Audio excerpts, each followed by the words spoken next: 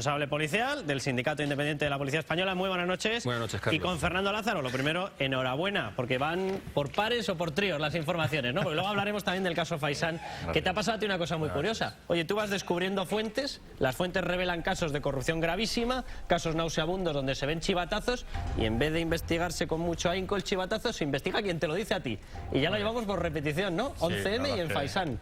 En cualquier caso... ¿Quién te manda a investigar, Fernando? Sí, la verdad es que... ¿Quién te manda? ¿Te has creído lo del periodismo? Como el refrán, ¿no? Ni agradecido ni pagado. Tú ya ves lo que pasa, tú haces periodismo y de pronto te cortan la cadena, se te va la emisión a negro. Es que, ¿quién te mandará a hacer este tipo de cosas? ¿Qué ha pasado? Luego te pregunto, Alfredo, a ver la versión que tenéis desde la policía.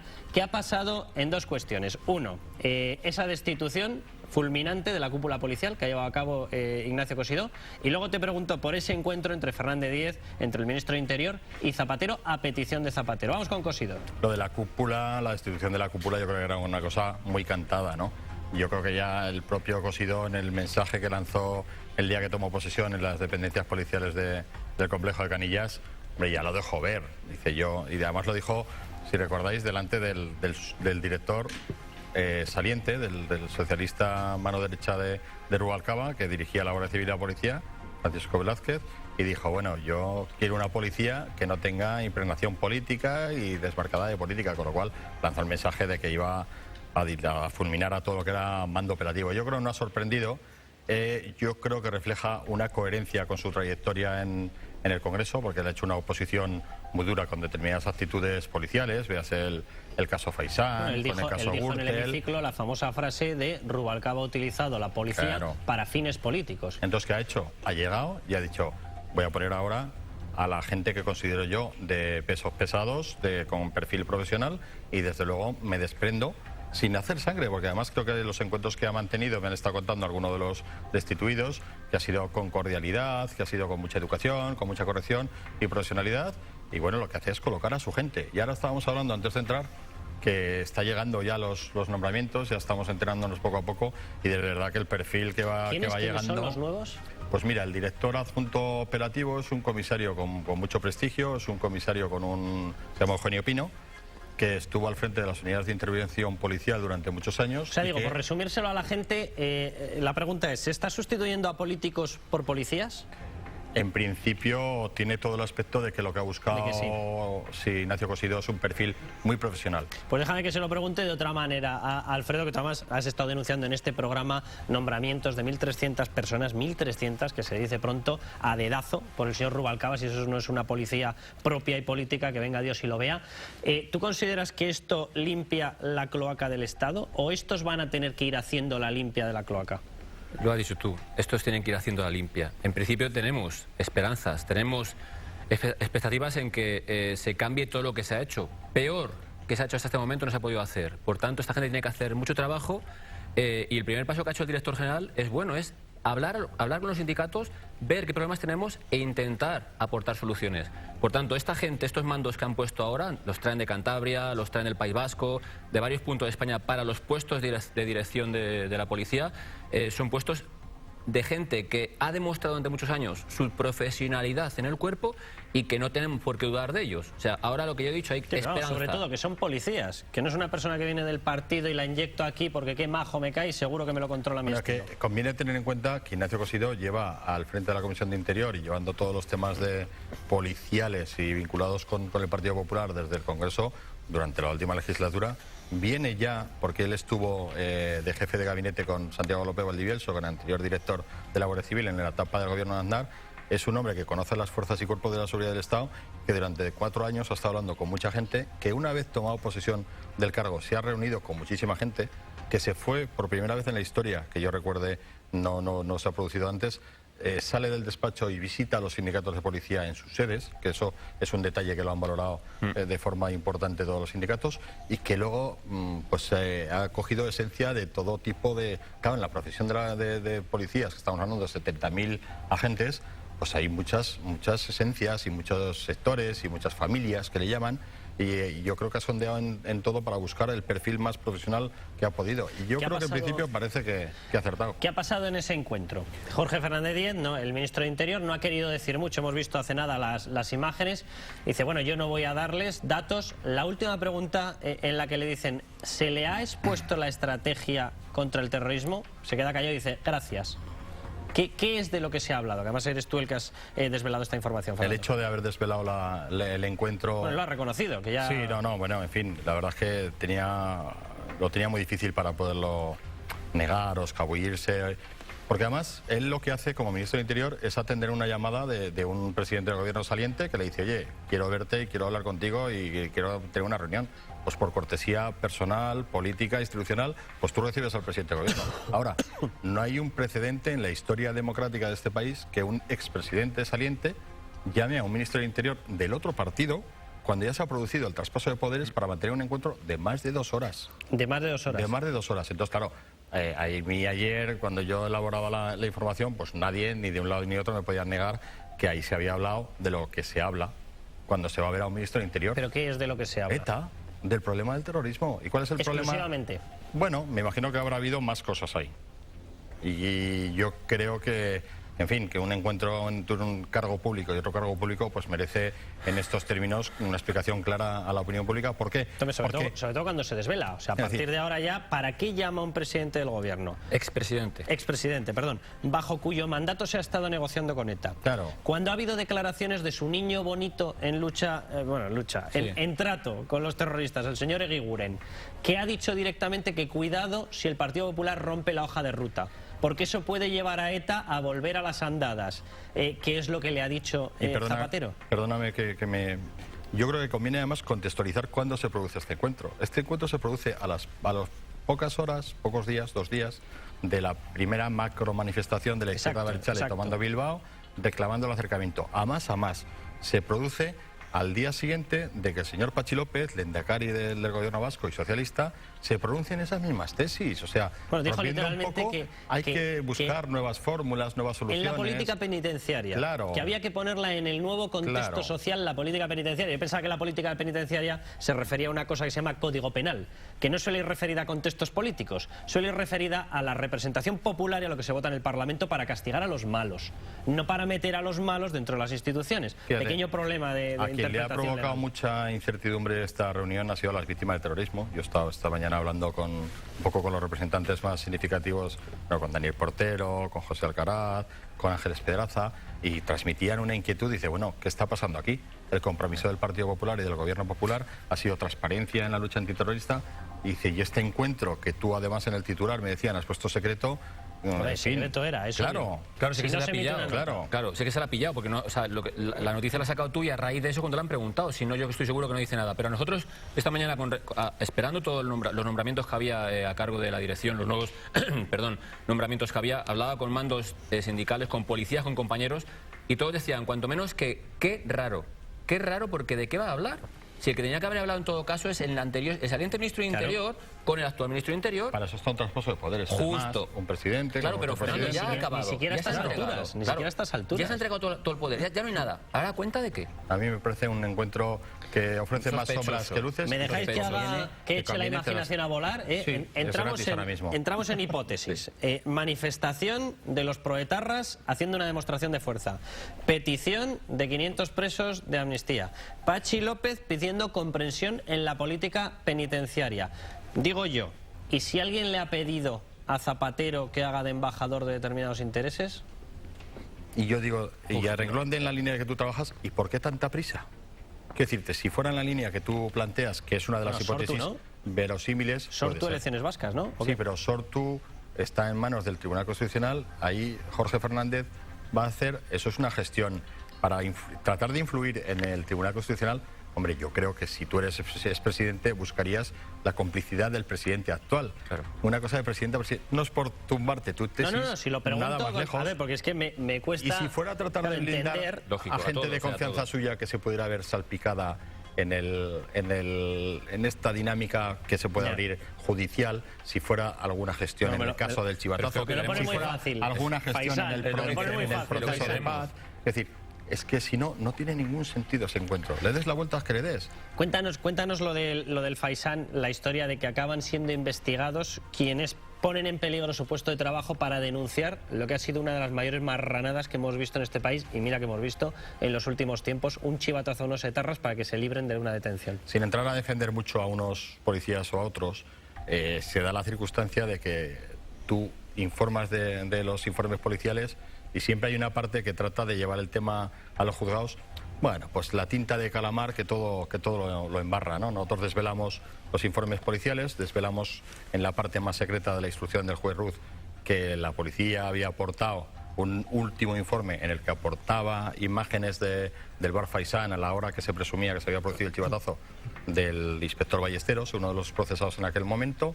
Y claro, inmediatamente los imputados fueron al juzgado a decir: revelación de secreto, hay que investigarla, y denunciaron ante Ruz. Ruz le dijo testimonio, o sea, se apartó ese sumario porque no era competente y lo envió a Plaza Castilla, y ahí se inició un procedimiento para tratar de averiguar quién había dado información al mundo.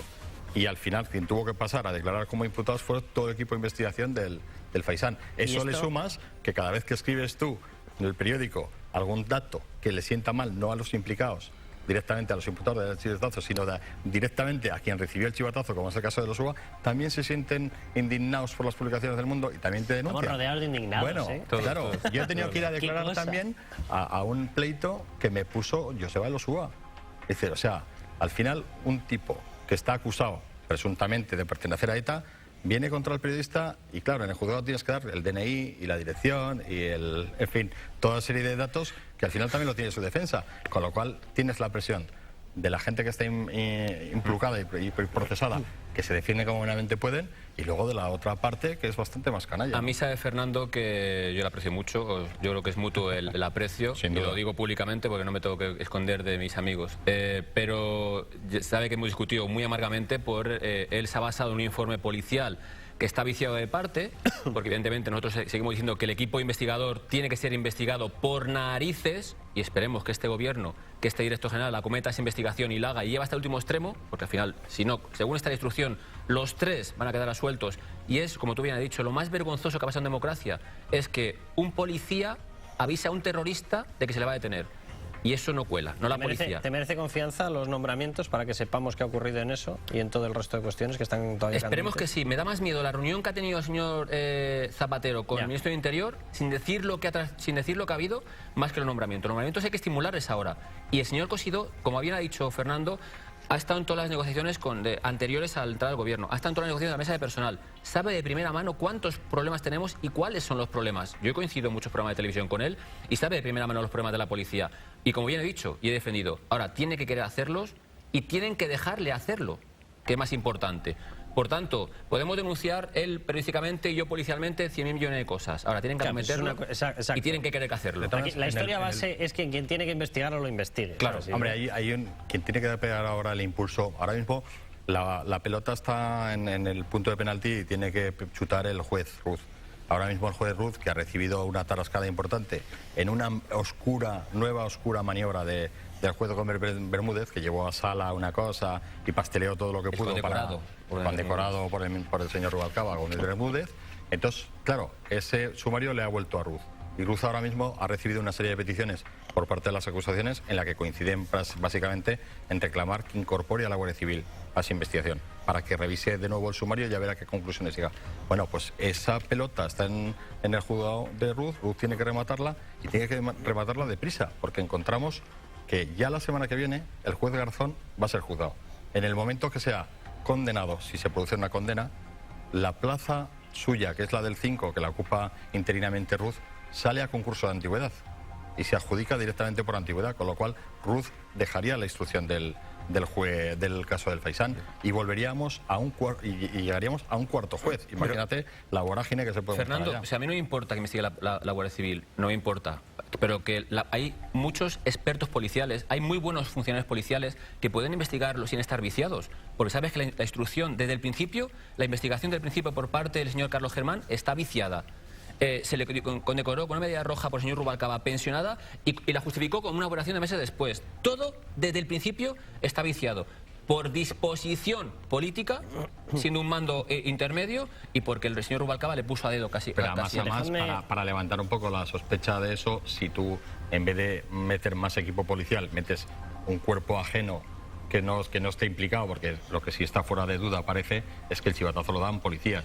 Pues mete la Guardia Civil, que no pasa nada, que es de fiar, que te va a hacer un informe en base a la documentación que ya hay, que puede abrir ya se le dio, se le dio. Alfredo, pero yo creo que si aquí la base es que nos podamos fiar de quien toma la decisión, de a qué cuerpo mete, ¿sabes? Y el problema que hemos tenido es que no nos podíamos fiar, porque era obvio que todo lo que hacían lo hacían para entorpecer. Era tan obvio que la Fiscalía, a su mando, pedía que se parase. Claro, el chivatazo se hace porque hay la instrucción, la orden, el consentimiento, el visto bueno por parte del responsable político del Ministerio del Interior. Uno de los caballos de batalla del señor Cosidó, y con lo cual le fustigaba permanentemente el señor Rubalcaba, era: ustedes están haciendo daño a la policía. Ustedes, cada vez que hablan de estas cosas, hacen daño a la policía. No les merece ningún respeto a la policía. Y todos los sindicatos policiales estaban a favor del señor Cosidó, con lo cual que me explique cuál era la estrategia del señor Rubalcaba. Pero claro, lo cierto es que la policía, Alfredo, ha recibido durante todo este tiempo un impacto. Y hay cosas que acaban revelando que esto cala en la opinión pública. Hoy teníamos el caso de un policía, bueno, yo he contado antes lo de la cúpula de los Mossos, que acaban imputados inmediatamente por una carga policial. Y dice: oye, con la cantidad de corrupción política y lo que tardamos en ver una imputación, que rápido se imputa a un mando policial, cuando no es que se ha pasado con uno que si estaba en silla de ruedas. Mira, no sé si se ha pasado o no se ha pasado. Lo que sé es que esa gente estaban ilegalmente allí y destrozando todo el patrimonio público. Pero claro, hoy veíamos, aparte de lo de la cúpula policial de los Mossos en Cataluña, veíamos otro caso, un policía, explica, no sé cómo ha sido la secuencia, intenta intervenir porque ve que una persona está pegando, está linchando a una mujer. Esta persona, no contento con pegarle a la mujer, le mete una paliza colosal al policía. Claro, ¿qué pasa por la mente de una persona? Porque que yo o estoy muy equivocado, o hace 15 o 20 años tú tenías la sensación de más te vale no atreverte a tocar a un policía, porque sabías que caía sobre ti todo el peso de la ley. Y ahora a esta persona se le lincha de arriba abajo y no pasa absolutamente nada. Tú lo acabas de decir. Durante estos 8 años yo creo que la policía hemos perdido derechos sociales, derechos sindicales, derechos personales, económicos, ya como casi todos los funcionarios, o todos, y hemos llegado a ser alguien más que hace su trabajo 24 horas al día en la calle, que quita a los malos de la calle y que hace un trabajo con una pistola en el cinturón, en el cual en el 99% de los casos no podemos utilizar, porque luego llega un mando o un juez y nos sanciona. ¿Qué ha pasado? ¿Qué ha pasado en esto que ya se le está conociendo ya periodísticamente como el otro caso Neira? ¿Qué es lo que ha ocurrido? Bueno, la información no es tan como está dicha. El sindicato anterior en el cual estaba evidentemente se ha equivocado por no haberse leído las diligencias. Las diligencias sí que es cierto que la mujer es amiga del agresor, quiere ir a ver a su hermano, tienen un pedo del 15 los dos, al final el señor, el amigo de la chica le dice que le lleva, como así están las declaraciones delante del juzgado, y el juez deja libertad. Pero el señor, cuando sale al parking, es cuando la mujer se mete en el coche y cierra los seguros, el señor, amigo suyo, sale hacia el hall y en el hall agrede al policía. Agrede al policía a traición, porque le da un golpe por atrás y luego le patea, como así está demostrado. Por tanto, no es un maltratador. O sea, le da un golpe por detrás. ¿Y en qué situación se queda el policía? El policía queda al suelo, se desploma y en el suelo ya le aprovecha patea. Para patearlo. Eso es. Por lo tanto, es un agresor violento, sí que es cierto. Más, a Dios gracias, no se le puede aplicar la simente del alcoholismo o de haber estado en estado de ebriedad. Ni el desconocimiento de que a quien estaba pegando era un policía, porque el compañero tuyo, si no tengo yo malentendido, se identifica, muestra la chapa y el agresor le está pegando: jódete, policía de mierda, o algo así, creo que es la literalidad de Esto ha ocurrido el pasado 23 de diciembre en el Hotel Ibis en Alcorcón. No estamos hablando de en una zona oculta, en una comunidad autónoma ya, no. O sea, en mitad de la Comunidad de Madrid. En un hotel de Madrid, o sea que... Pero eso es a lo que quería irte.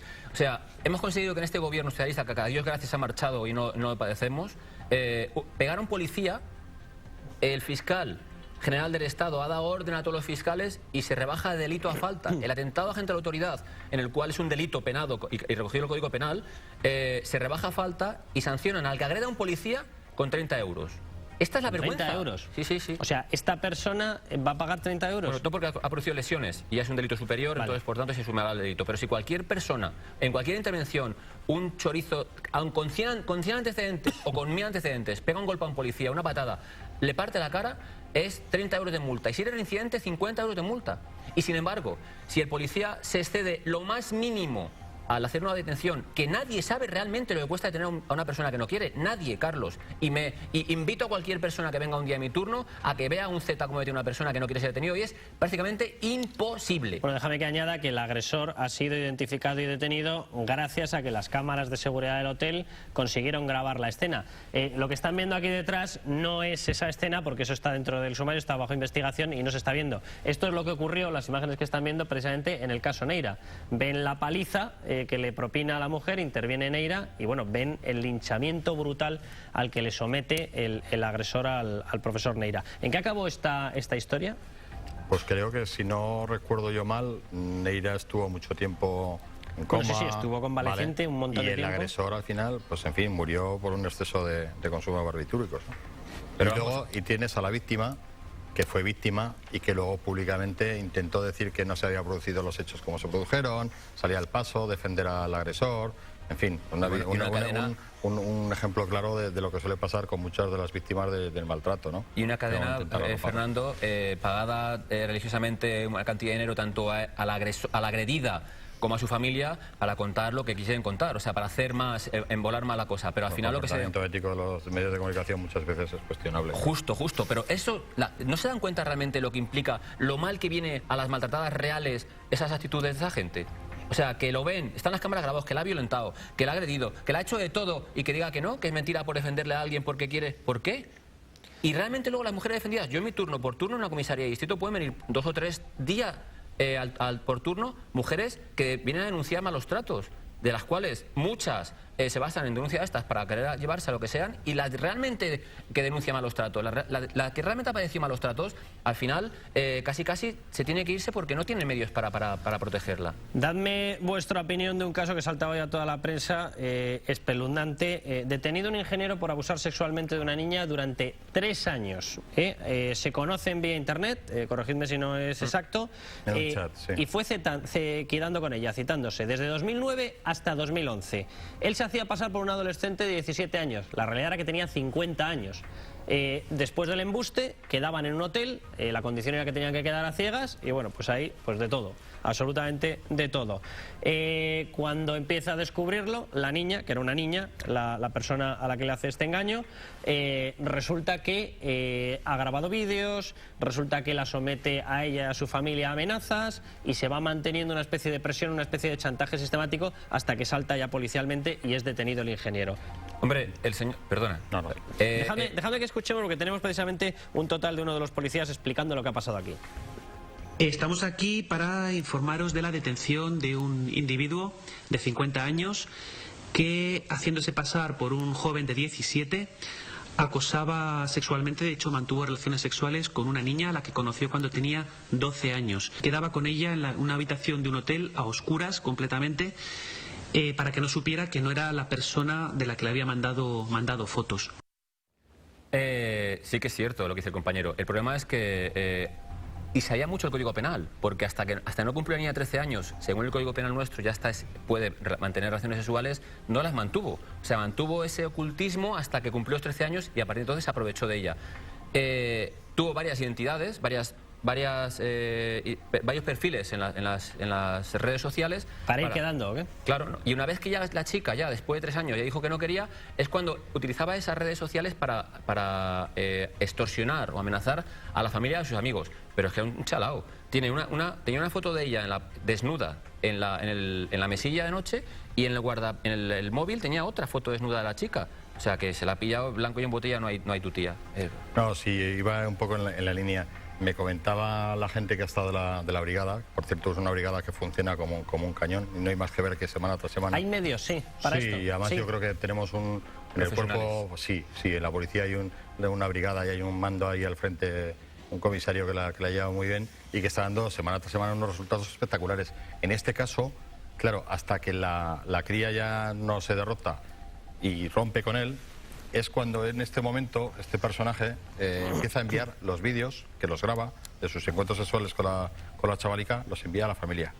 En ese momento ya cuando la familia va a la policía, y la policía es que tarda nada en analizar correos, investigar las imágenes, llega a los tatuajes del agresor y lo captura. ¿Esto se está extendiendo, este tipo de prácticas? Sí, o sea, tenemos que tener miedo de este tipo de... El nuevo delincuente utiliza igual que utilizamos todas las redes sociales y los nuevos medios tecnológicos, pues también lo utiliza el delincuente y el engaño de un tipo de 50. Decía bien Alfredo, es que en el registro le han encontrado un código penal y en el código penal marcada la página donde decía a partir de qué edad es consentimiento y es a partir de los 13. Él había entrado ya en contacto antes, llevaba meses jugando con ella y caminándosela y comiendo, claro, un hombre de 50 comiendo el coco a una de 12. Por eso es muy importante y de tu casa siempre hacen hincapié en que es fundamental el control de los padres cuando los críos se encierran en las habitaciones con un ordenador. No que lo abran y chateen con quien quieran, pero en el salón de la casa, que le vea a todo el mundo. Efectivamente, el ordenador fuera de la habitación, que se pueda cerrar, el ordenador en el salón, que hagan lo que quieran en el ordenador delante de los padres. Pero es que además tenemos que entrar en la casa luego después, Carlos, o sea, aunque ese señor me denuncie que su hija tiene hecho estos chats, hay que entrar al ordenador del señor que lo ha hecho para demostrar, o sea, podemos saber la dirección IP que le ha enviado los correos, pero hay que entrar a la casa para demostrar al juez que ese señor es esto. Sí, la otra pieza del puzzle. Son claro, o sea, que al final, si no... Entonces hay que hacer un trabajo, como bien dice la Brigada de Delitos Tecnológicos, por los medios y por la profesionalidad de los compañeros que hay trabajando, están demostrando casi día tras día, desmontando redes de pedofilia, remontando acosadores vía internet, desmontando delitos tecnológicos, la de Dios, todos los días, día tras día. Pero esto, lo que sí que tienen que tener los espectadores claro, son los padres fundamentales en estas actitudes de los niños, con quién hablan, con quién dejan de hablar, porque por desgracia está pasando muchísimo más de lo que querríamos y no, a Dios gracias no llega al... Querríamos que fuese cero, claro. Y querríamos que toda esta gentuza estuviese entre rejas el máximo tiempo posible y un poquito más.